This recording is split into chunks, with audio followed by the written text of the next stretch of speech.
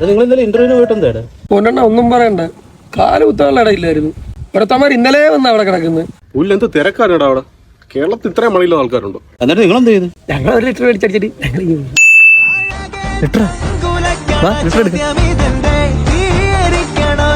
ഞങ്ങൾ ഏത് സമയം വെള്ളമടി ഓണത്തിന് കുറെ ഒക്കെ അടിച്ചില്ലേ?